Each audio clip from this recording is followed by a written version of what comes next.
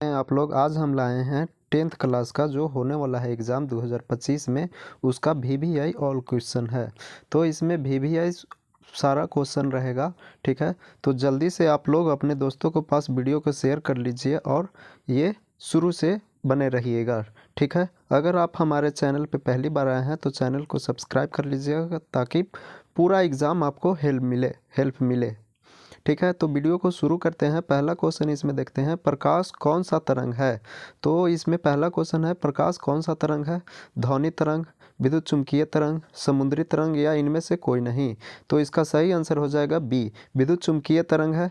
आगे देखते हैं क्वेश्चन नंबर 2 में क्या कह रहा है, प्रकाश का गमन चलना यानी होता है किस प्रकार होता है। प्रकाश का जो गमन है वो किस प्रकार होता है। ए में है एक सरल रेखा में, वक्र रेखा में, वृत्तीय रेखा में या इनमें से कोई नहीं। तो इसका सही आंसर हो जाएगा एक सरल रेखा में है। जो प्रकाश है वो सीधी रेखा में गमन करता है। देखिए क्वेश्चन नंबर तीसरा देख लीजिए।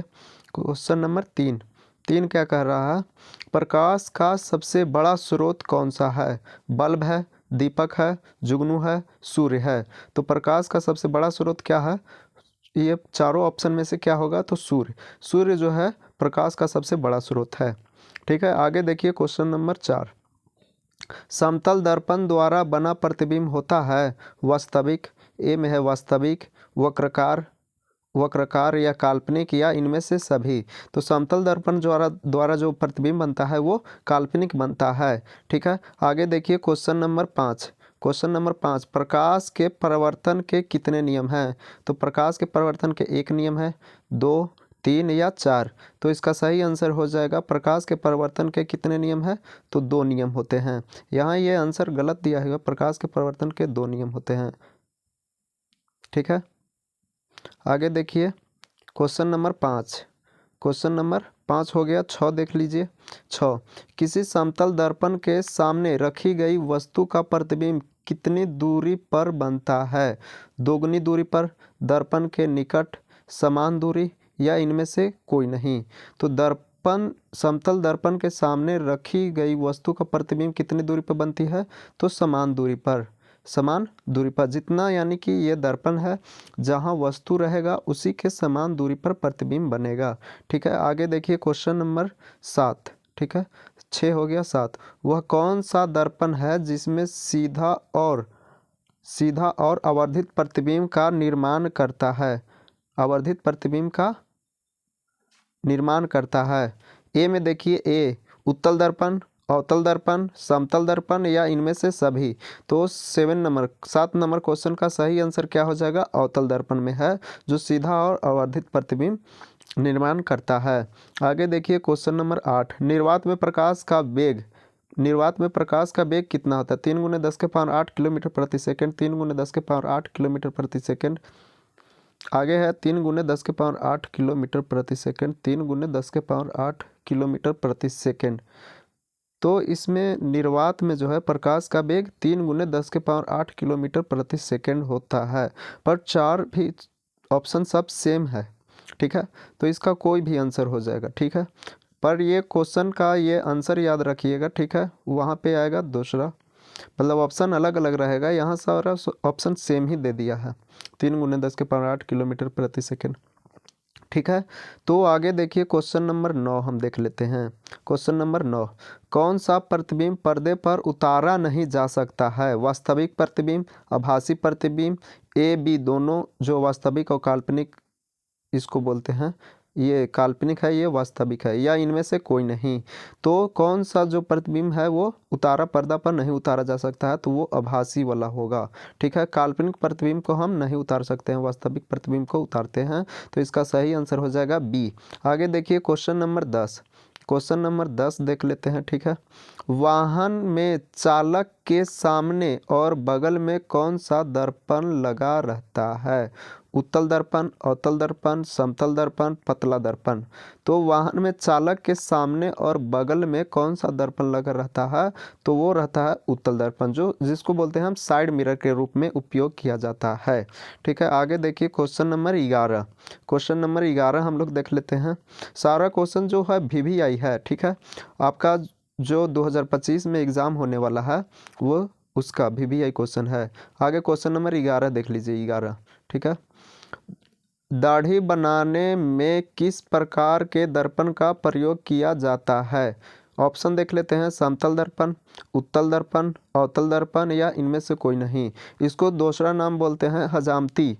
हजामती के लिए कौन सा दर्पण का उपयोग करते हैं? तो अवतल दर्पण इसका सही आंसर हो जाएगा, सी इसका सही आंसर हो जाएगा। आगे देखिए क्वेश्चन नंबर 12, सौर ऊर्जा का संचित करने के लिए किस प्रकार के दर्पण का उपयोग किया जाता है? सौर ऊर्जा को संचित करने के लिए समतल दर्पण, उत्तल दर्पण, अवतल दर्पण या इनमें से सभी। तो जो है सौर ऊर्जा को में उपयोग होता है वो अवतल दर्पण होता है। ठीक है, आगे देखिए क्वेश्चन नंबर 13।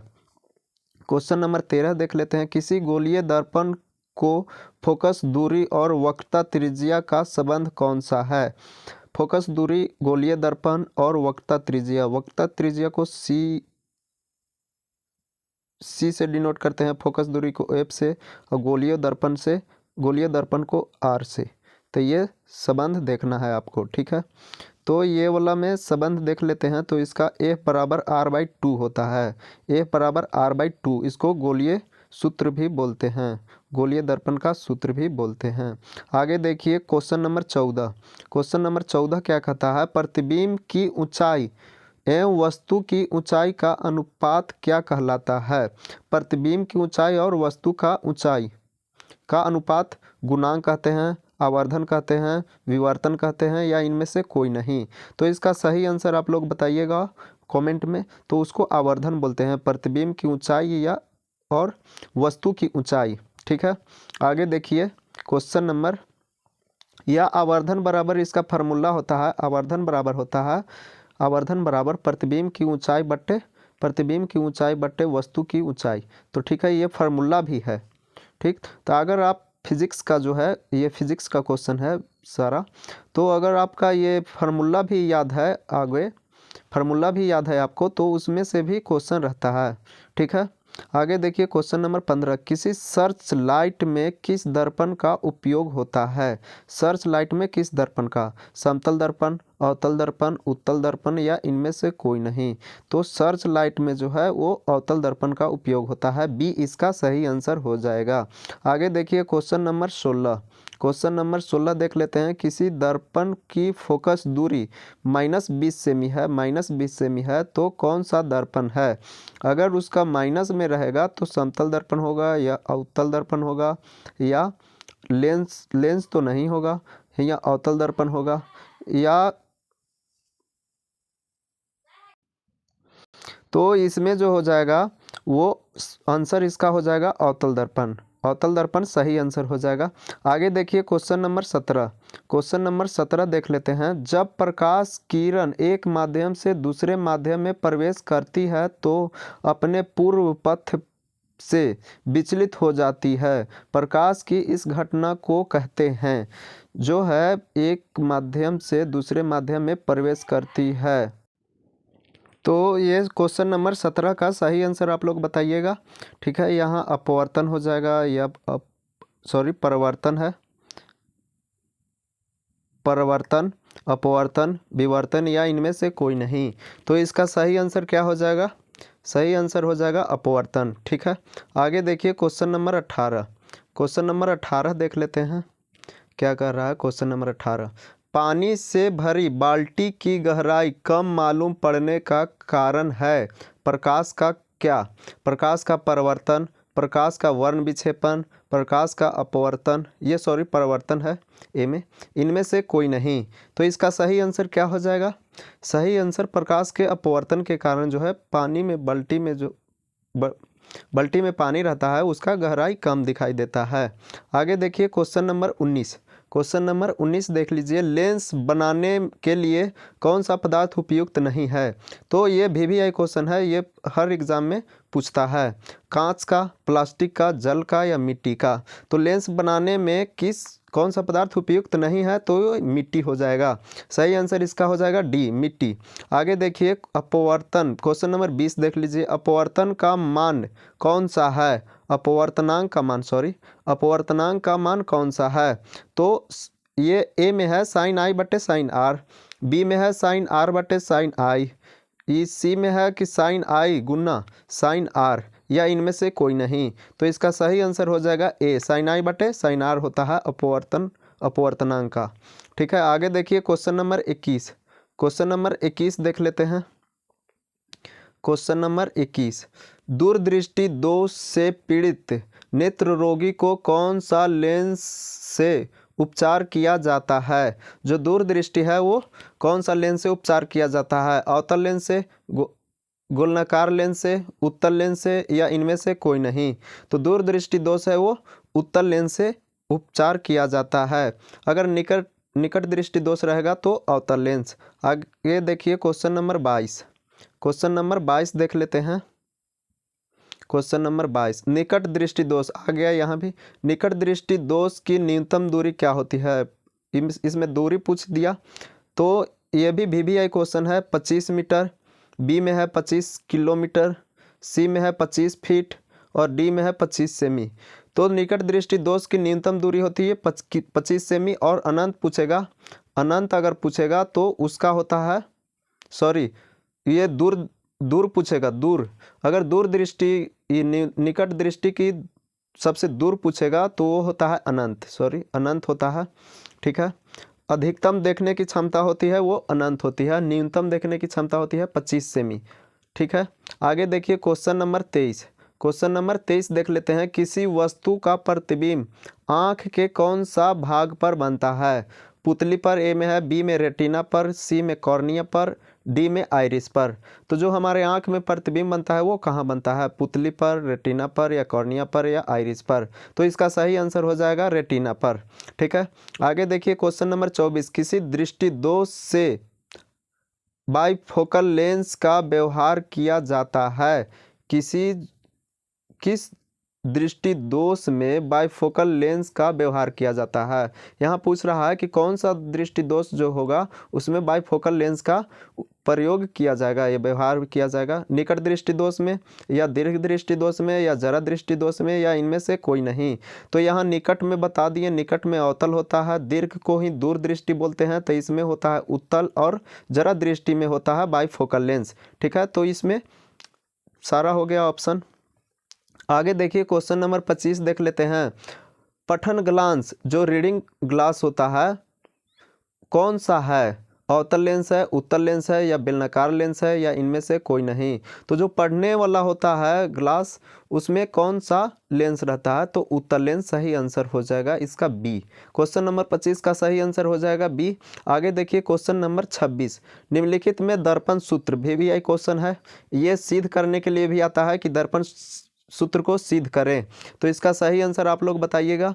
1/v, ए में है 1/v प्लस 1/u बराबर 1/f, बी में है 1/v माइनस 1/u बराबर 1/f, सी में है 1/v प्लस 1/r बराबर 1/f, डी में है 1/r प्लस 1/f बराबर 1/2f।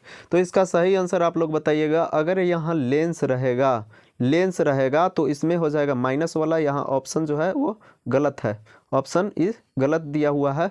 ठीक है, तो यहाँ इसमें सही आंसर हो जाएगा 1/f बराबर 1/v प्लस 1/u। ये होता है दर्पण सूत्र, ये वाला अगर रहेगा तो ये होता है लेंस सूत्र। ठीक है, तो इसमें कन्फ्यूज नहीं होना है। आगे देखिए क्वेश्चन नंबर 28।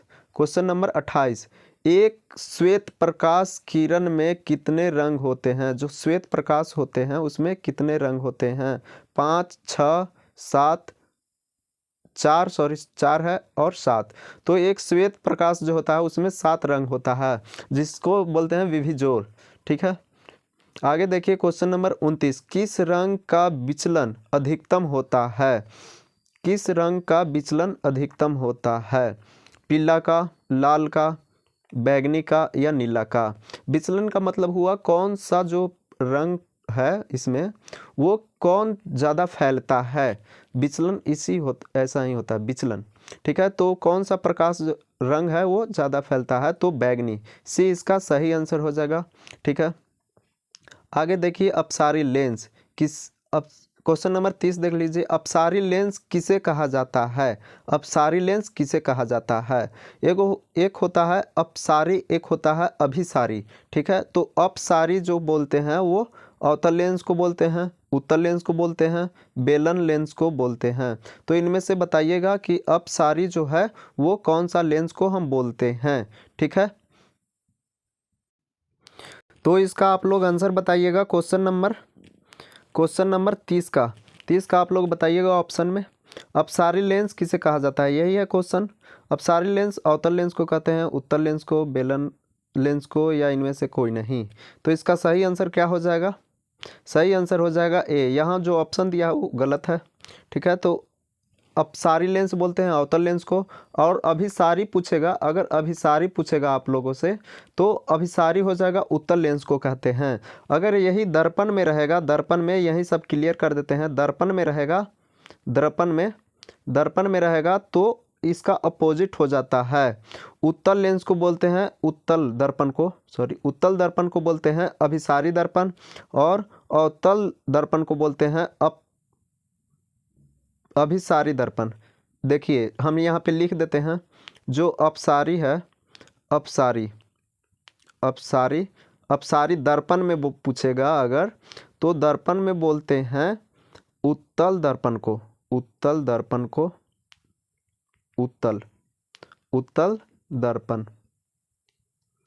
दर्पण हो जाएगा। अगर यहाँ पे अभिसारी रहेगा, अभिसारी रहेगा तो यहाँ पे हो जाएगा, सॉरी देखिए यहाँ पे मिस्टेक हो जा रहा है। अभिसारी लेंस अवतल लेंस को कहते हैं, और अपसारी हो गया, अभिसारी जो है अभिसारी बोलते हैं उत्तल लेंस को। अगर दर्पण में रहेगा तो यहाँ हो जाएगा उत्तल दर्पण, उत्तल दर्पण।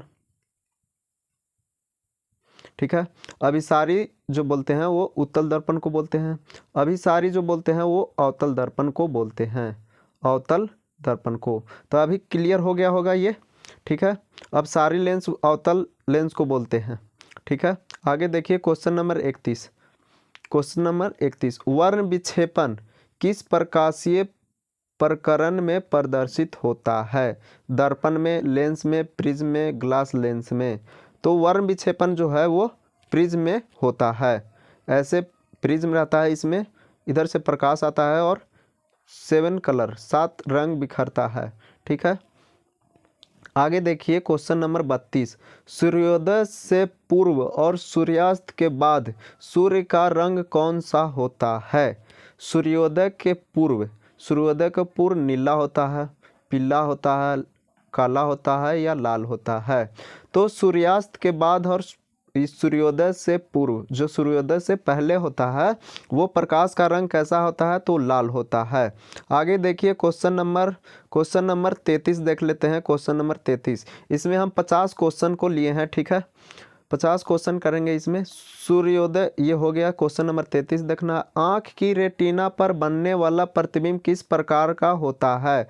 जो आँख के रेटिना पर बनता है वो वास्तविक एवं उल्टा होता है, आभासी एवं सीधा होता है, बेलनाकार होता है, इनमें से कोई नहीं। तो इसका सही आंसर हो जाएगा वास्तविक एवं उल्टा। जो हमारे आँख के रेटिना पर बनता है वो वास्तविक और उल्टा बनता है। आगे देखिए क्वेश्चन नंबर 34, मानव नेत्र में किस प्रकार का लेंस होता है? अवतल लेंस, बेलनाकार लेंस, उत्तल लेंस, इनमें से कोई नहीं।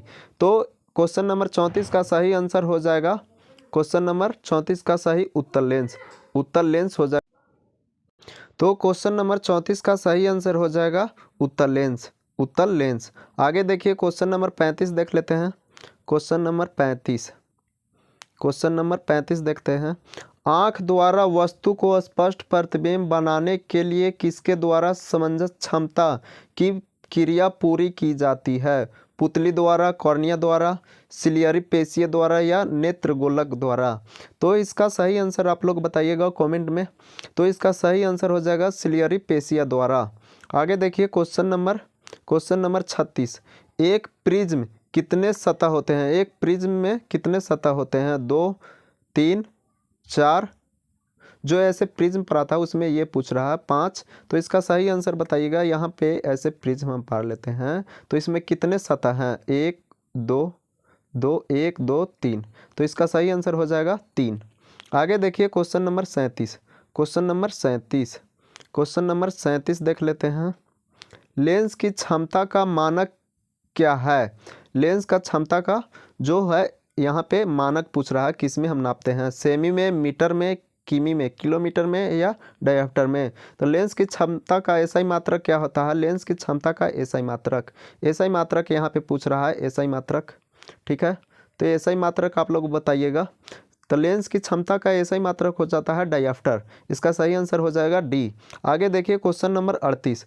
किसी कण पर पड़कर प्रकाश के एक अंश के विभिन्न दिशाओं में छितारने की घटना को क्या कहा जाता है? अपवर्तन बोलते हैं, विवर्तन, विक्षेपण या प्रकीर्णन? तो इसका सही आंसर क्या हो जाएगा? अगर प्रकाश सीधी रेखा में आ रहा है तो उसको बिखरने की क्रिया को हम क्या बोलते हैं? तो उसको हम बोल लेते हैं प्रकीर्णन बोलते हैं। आगे देखिए क्वेश्चन नंबर 39 देख लेते हैं। स्पेक्ट्रम में प्रकाश के रंगों में सबसे अधिक तरंगदैर्घ्य किस वर्ण का होता है? लाल का होता है, हरा का, पीला का या काला का? तो सबसे अधिक तरंगदैर्घ्य होता है लाल का। सबसे कम अगर पूछेगा तो उसका हो जाएगा बैगनी का तरंगदैर्घ्य स्पेक्ट्रम में सबसे कम होता है।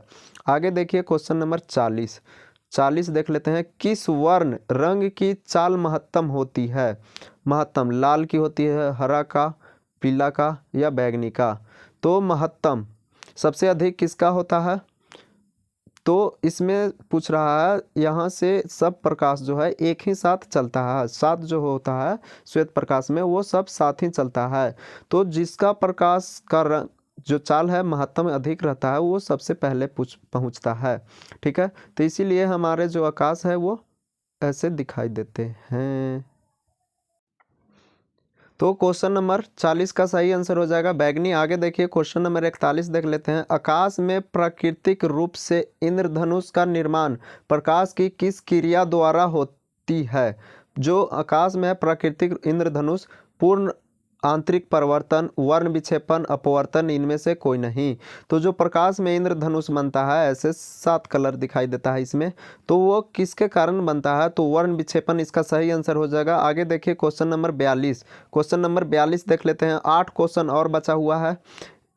तो 42 में एक उत्तल लेंस के निचले आधे भाग को कागज से चिपका देने पर प्रतिबिंब कैसा बनेगा? सीधा बनेगा, कम चमकीला बनेगा, आधा बनेगा या इनमें से कोई नहीं? तो इस क्वेश्चन नंबर 42 का कम चमकीला बनेगा। उत्तल लेंस के निचले आधे भाग पर हम कागज को चिपका देंगे तो कम चमकीला भाग जो है प्रतिबिंब बनेगा। आगे देखिए क्वेश्चन नंबर 43। पूर्ण आँख नेत्रगोलक काम करता है सूक्ष्मदर्शी जैसा, दूरबीन जैसा, फोटोग्राफिक कैमरा जैसा या इनमें से कोई नहीं? तो जो हमारा आँख है वो कैसे काम करता है? तो फोटोग्राफिक कैमरा जैसा। ठीक है, आगे देखिए क्वेश्चन नंबर 44 देख लेते हैं। Question number 44। ठीक है, आँख के लिए कौन सा रंग सर्वथा उपयुक्त है? जो आँख के लिए कौन सा रंग है? लाल है, हरा है, पीला या इनमें से कोई नहीं? तो हमारे आँख के लिए सबसे उपयुक्त रंग कौन है? हरा इसका सही आंसर हो जाएगा। आगे देखिए क्वेश्चन नंबर 45। आँख की रेटिना पर बना प्रतिबिंब वास्तविक तक पहुँचता है पुतली द्वारा, प्रकाश स्नायु द्वारा, कॉर्निया द्वारा या इनमें से कोई नहीं? तो इसका सही आंसर हो जाएगा प्रकाश स्नायु द्वारा, बी। क्वेश्चन नंबर 45 का सही आंसर हो जाएगा बी। आगे देखिए क्वेश्चन नंबर 46। यदि कागज पर छपे हुए अक्षर किसी लेंस से देखे जाने पर अपने वास्तविक आकार से बड़े दिखाई पड़ते हैं तो वह लेंस है उत्तल लेंस है, अवतल लेंस है, समतल और इनमें से कोई नहीं? तो इसका सही आंसर हो जाएगा उत्तल लेंस में जो है हमें वो वस्तु बड़ा दिखाई देने लगता है जिसको हम जो भी अक्षर है उसको हम उत्तल लेंस से देखते हैं। तो इसका सही आंसर हो जाएगा ए। आगे देखिए क्वेश्चन नंबर 47 देख लेते हैं। 47 क्या कर रहा है, एक सरल सूक्ष्मदर्शी यंत्र में लेंस होता है, अवतल लेंस होता है, उत्तल लेंस, समतल लेंस, समतल लेंस तो नहीं होता है पर समतल यहाँ दिया है ऑप्शन में, तो समतल दर्पण होता है, समतल या इनमें से कोई नहीं। तो इसका सही आंसर क्या हो जाएगा आप लोग बताइएगा। एक सरल सूक्ष्मदर्शी यंत्र में लेंस होता है, तो सूक्ष्मदर्शी में जो होता है यहाँ पे ऑप्शन में गलत दिया है, इनमें से कोई नहीं होगा। तो जो हम सूक्ष्मदर्शी में देखते हैं वो उत्तल लेंस होता है। ठीक है, आगे देखिए क्वेश्चन नंबर 48। वर्ण विक्षेपण असंभव है जल में, फाइबर में, कांच में, निर्वात में। तो जो है वर्ण विक्षेपण वो निर्वात में नहीं होगा, तो इसका सही आंसर हो जाएगा डी। डी इसका सही आंसर हो जाएगा। क्वेश्चन नंबर 49 देख लेते हैं, और एक और क्वेश्चन बचा हुआ है 50। ठीक है, किसी वस्तु का प्रतिबिंब आँख में ठहराव होता है 10 सेकंड तक, 100 सेकंड तक, 1/10 सेकंड तक, इनमें से कोई नहीं।